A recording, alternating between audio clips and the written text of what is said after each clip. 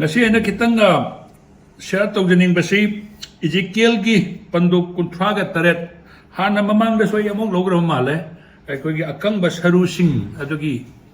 kitang matangda ko adu pulap panduk kunthraga taret si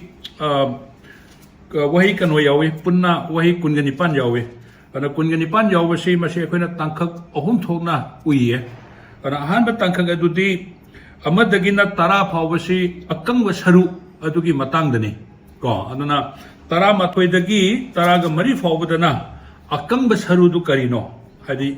Ezekiel da monda lotho haina monda pau prophecy ta waina harami badu mana prophecy akangba saru singda tawbadagi akangba saru singadu hogi I tong yawbo oirakhi habani adagi thawai manisha shor yawram da badu manisha shor yawrakhi habani aduna tara mathoidagi na tara mari phawbada hojiki akangba saru asi karino habedugi matang da tai adagi ahumshubada anishubada aduna akoigi Israel sina tungda oirakadaba sigi mai maramda kanodagi wahi padat taraga manga dagina kunga nithoi phawbasida akoina ubu phange ko adagi kunga nithoi dagina kunga nithoi humdoi mari aduda su khara adum hadi Israel na oirakadoi maramda haye adagi ahumsuba aroibagi saruk hoi kun mari dagina aroi phawbasidana mana oirakadoriba mongsi karamba mongda oirakadoribno haibasi masida mana Ezekiel sina kunthraga taret ma phungdoe aduna ina ngasi khitang mayamdai hana ina tawbudagi khitang tungana tawningbasi hojiki kanosi akhoi adum wahi singsi sum paraga ko pabada adum masigi wahan to akhoi adum loksin badum ngamagani adubu khwaidagi laibak thibadi hadi matam sangna sigi pandu kunthraga taret asi phawba paw sandokpa hiba even Billy Graham phawba adagi tungan ba phawba preacher singna phawba masigi akangba saru wahan tho asi maroina Israel gi maramdane haibasi moi thoina maduda emphasize tawdana akhoi ishor masak khangdraba ishor gi apho paw tadribasing asidi akangba saru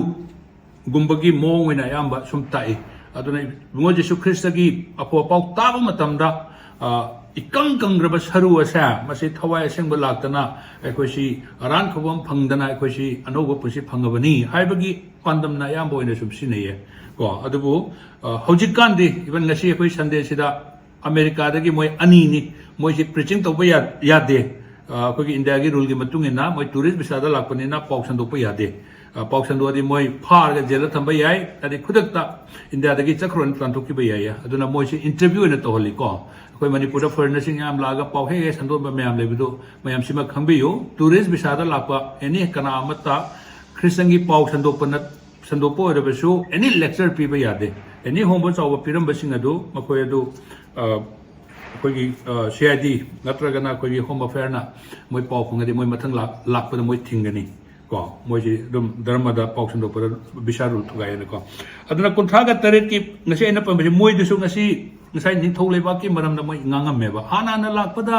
akhoi matau kramaina shogi thawak tawgadage adagi luching bagi matangda no pobi matang ngang bane hari ba pastor ani si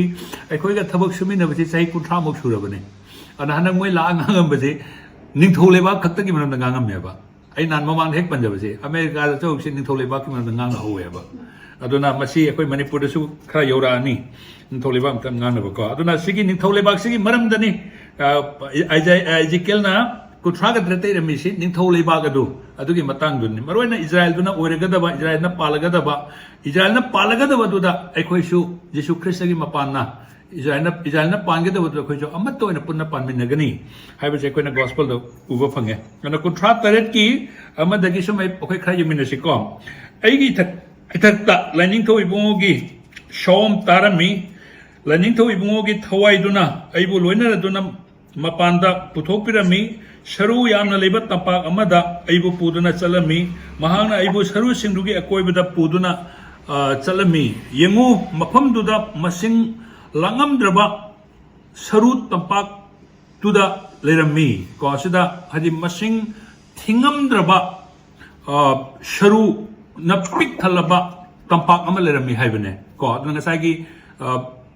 tara mathoi dagina tara mari phawbada sigi sharu hari basi karamba sharu no haiba matam basi akoi mioi bagi sharu du na teba ꯑꯩꯈꯣꯏꯒꯤ ꯏꯖ꯭ꯔꯥꯏꯜ ꯃꯆꯥꯁꯤꯡ ꯍꯥꯏꯇꯥꯔꯦ ꯏꯖ꯭ꯔꯥꯏꯜ ꯃꯆꯥꯁꯤꯡꯁꯤ ꯏꯁꯣꯔ ꯃꯁꯛ ꯈꯪꯗꯕꯗꯒꯤ ꯏꯁꯣꯔꯅ ꯃꯈꯣꯏꯕꯨ ꯏꯖ꯭ꯔꯥꯏꯜꯁꯤ 데빗 솔로몬ꯒꯤ ꯃꯇꯝꯗ ꯂꯩꯕꯥꯛ ꯑꯃꯠꯇ ꯑꯣꯏꯅ ꯂꯩꯔꯝꯕꯅꯤ ꯑꯗꯨꯕꯨ 데빗 솔로몬ꯒꯤ ꯃꯆꯥꯒꯤ ꯃꯇꯝꯗꯒꯤꯗꯤ ꯑꯩꯈꯣꯏ ꯂꯩꯕꯥꯛ ꯑꯁꯤ ꯑꯅꯤ ꯊꯣꯛꯅ ꯈꯥꯏꯗꯣꯛꯈꯤꯕꯅꯤ ꯑꯋꯥꯡꯗ ꯊꯪꯕ ꯑꯗꯨꯅ ꯏꯖ꯭ꯔꯥꯏꯜ ꯍꯥꯏꯔꯦ ꯃꯈꯥꯗ ꯊꯪꯕꯅ ꯖꯨꯗꯥ ꯍꯥꯏꯔꯦ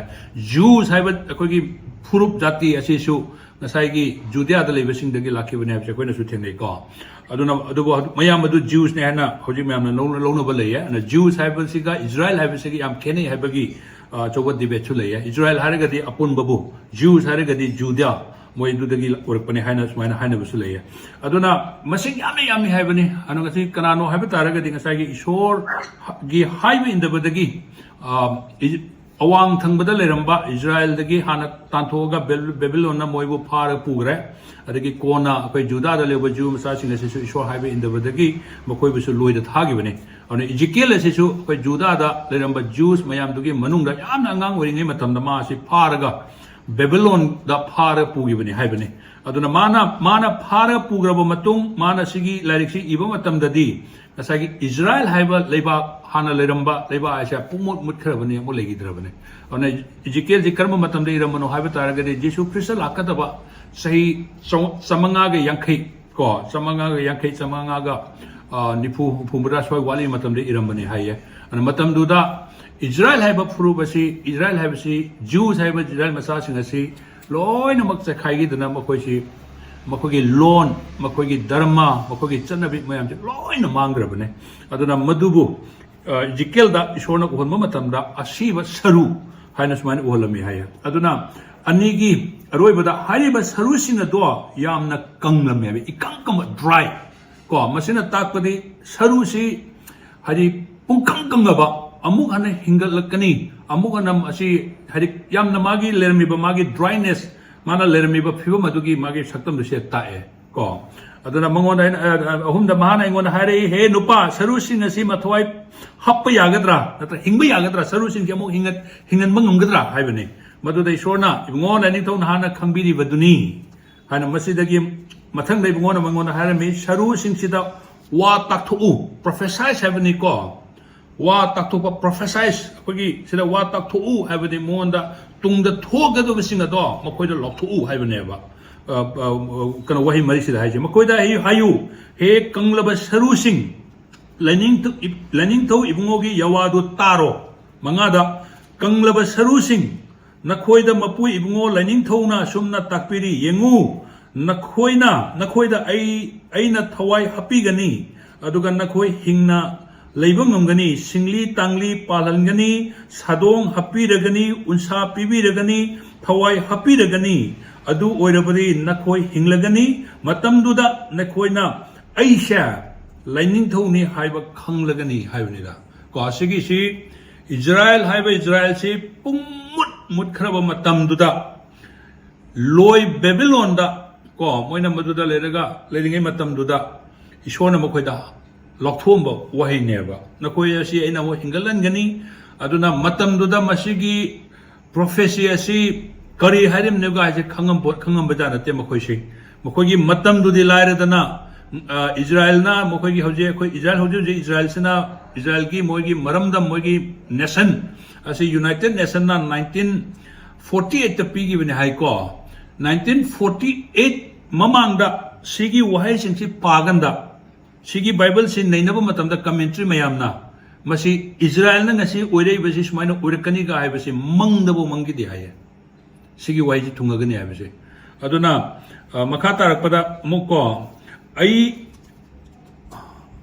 अईबु याथंग पिबिरखिबदुगी मतुंगिना अइना वासिंग अदु फोंदोलमी अइना असुमना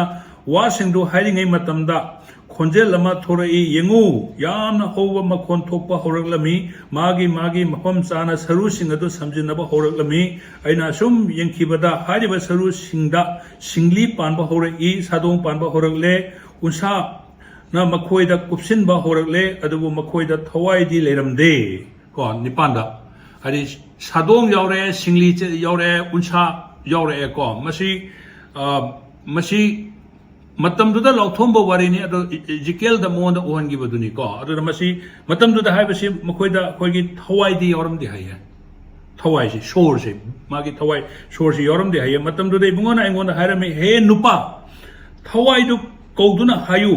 ko thawai du kauduna hayu mapui bungo lining thona sumna takpiri laklo thawai laklo mai kai mari maktagi chatlo asiba singi manungda makhoibu hingalu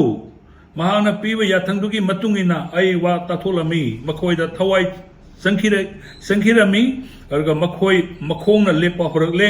haribasi yam khraba matau amani ko haribasi yamna masing yam graba matau amani haya aduna Israel masa sing asi akangba sarugumna leramba maduda hingalan bagi wari dune adagi madu hingalba matamda thawai yorom de haibani ana thawai asi maikai mari maktagi prithvi malemgi kachin mari maktagi thawai asi kokhallaga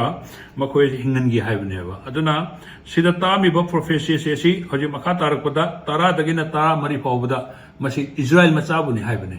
Israel macha sing asi pura akangba saru dona magi maramdam leirudrabani sahi lising ani ni Israel macha sing Israel haibale wasi mangdana makhoi masagi maramdam makhoi masagi maron makhoi masagi chatnavi makhoi masagi Hebrew gi mayek moi ngasi inari ba Hebrew gi mayek hari basing asi pumot mutlurabani adu madu aroiba matam yorpa matamda aina akang basaru singda shor kamjillaga saru sing asi hingalan gani hana wasam basi matam kuirama matung masigi prophecy asi 1948 ta Israel haibagi magi maramdam sahi lising ani mutluraba manguraba tumna manguraba matungda United Nation na makoigi Israel ngasi leriba Israel asi makoi masagi leba ama oire haina lokhoki bani he lokhoki ban numitagi kuntraga nipan kuntra mapanda thoi basing asi Israel haibasi leba amani haibasi koina suya yaro haidana moi akoi bida leba Egypt Jordan Lebanon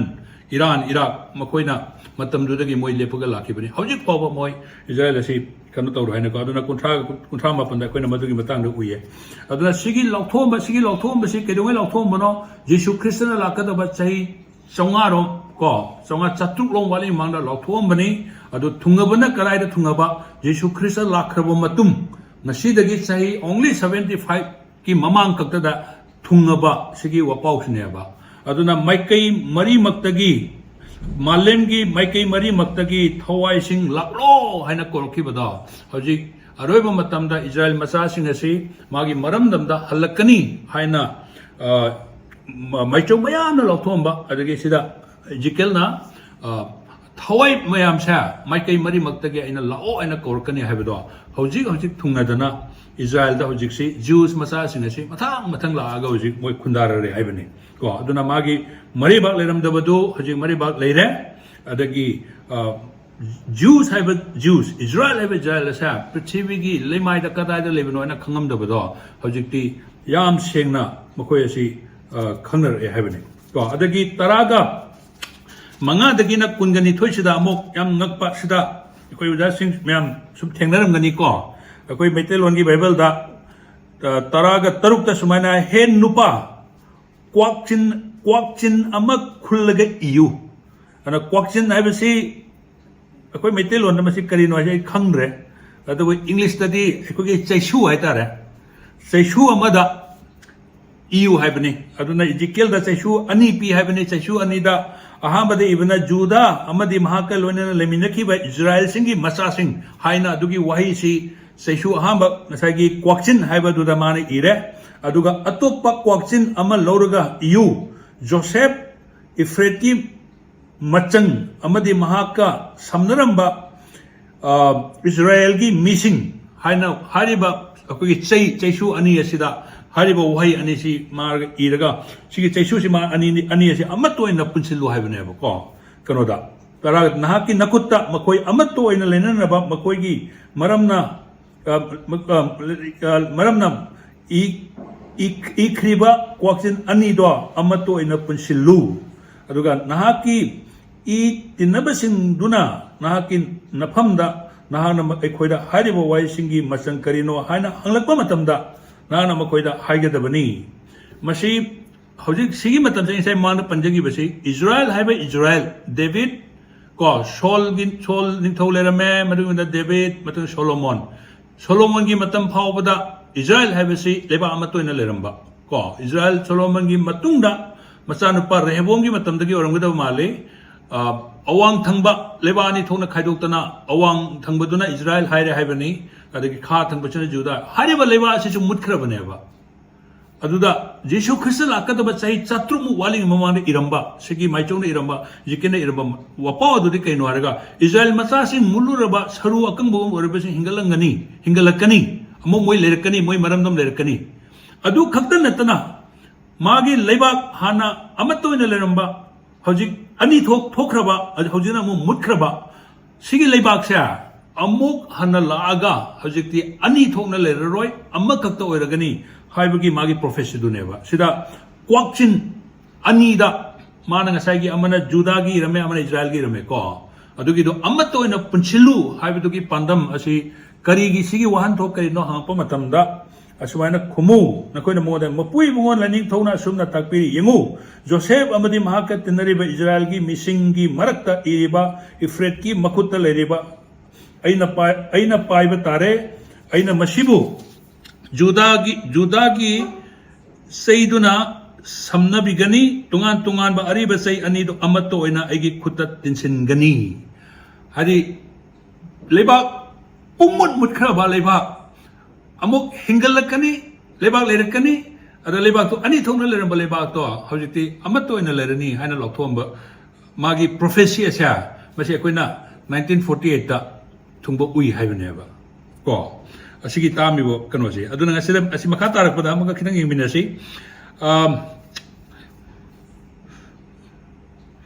kunithoi da ko kunithoi pho bai bani loibi chinsang kunithoi gi Israel gi loibi chinsang duda makoibu zat amma khakta oina tahangani zat haibase akhoi gi mithil on bible da leibak haibani ko mokoi si hoki lam maduda makoi sa leibak amma khakta oina tahangani हाइन ngसाइ कुनगनि थोइदा मान लाउथोमनि मसे कोइना थुंगबदो जु उरे मखोगी मथक्ता निंथौ अमखक्ता पानगनि निंथौ अमखक्ता पानगनि हाइबसिदि अखोइ हौजिक्सि थुंगे हाइबा याय अदुगा थुंद्रि हाइबसि याय मरमदि हौजिक्सि येशु ख्रिस्टना पालिबनि येशु ख्रिस्टना पृथ्वी माले मसि माना पालिबनि अन माना पालिबसिदि अखोइना पांदम ओइबदा अखोइ मुक्सेंदा उबा mummy गुंबनि को अदु हायेंदि मुक्सेंदा नतबा अखोइ सकमाइ उनरगा उनबगुमना येशुना हक्थेंना पालगदबा हजिक पालिबा लेबा खुदिंग मासे अमत्त लेतना जिसुना पालगदबा माइ मखादा लोइन लेरगद अदु थोगनि हाइबने को अदुना मदुगी दो जात अनि थोंना लेगनि अबद लेररो लेबा अनि थोंना सु खाइदोक लरोय अदगी मदुदा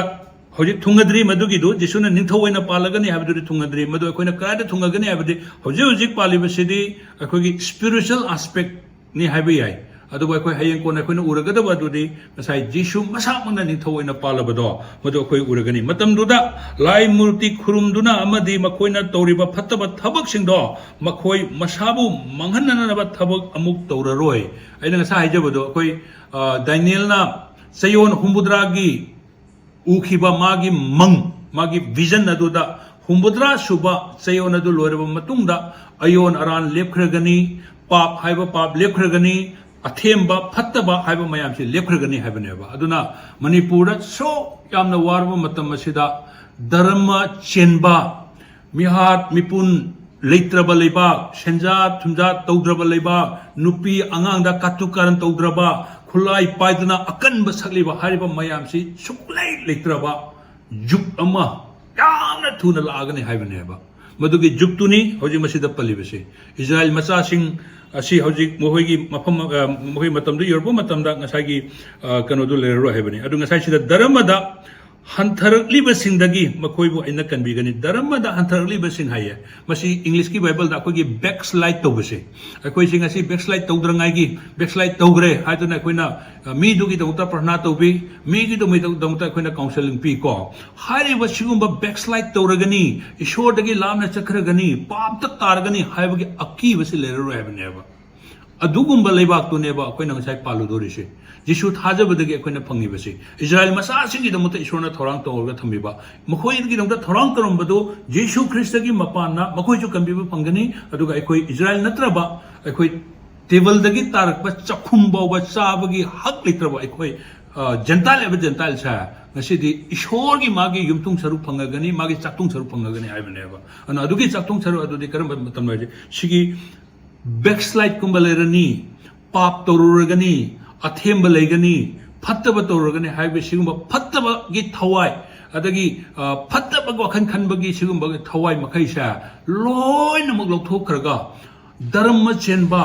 ईश्वर कीब खक्तना थल्लबा मतम अमा जुग अमा लागनेबा